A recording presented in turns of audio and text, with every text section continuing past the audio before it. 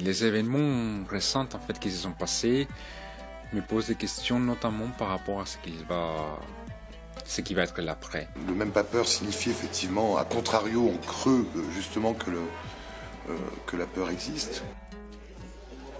Parce que même ça, vous voyez, à la limite, je crains aussi. Il y a aussi la religion qui fait peur, tout simplement. Avant, je commençais avec ce sketch-là, je débarquais dès le début sur un sketch sur le voile. Jean Jaurès et Aristide Briand, qui ont été les promoteurs de cette loi, ont bien dit que la laïcité devait permettre un apaisement. On désigne comme ça des ennemis de l'intérieur qui sont inquiétants et qui sont à contre-courant, on va dire, de ce que la société aimerait être. On pointe du doigt les fauteurs de troubles et on met entre parenthèses, sous le boisseau, les facteurs de troubles.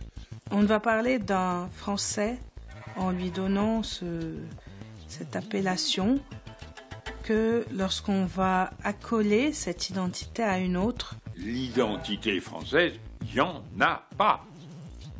Quant à ceux qui passent leur temps à crier République, République, j'aurais envie de répondre que si la République veut être respectée, qu'elle commence par être respectable. On fait quoi politiquement? On prend quelles décisions économiques? On favorise qui? Quand les hommes politiques se donnent en spectacle de cette manière-là, on a la situation qu'on a. Le défi d'aujourd'hui est le suivant.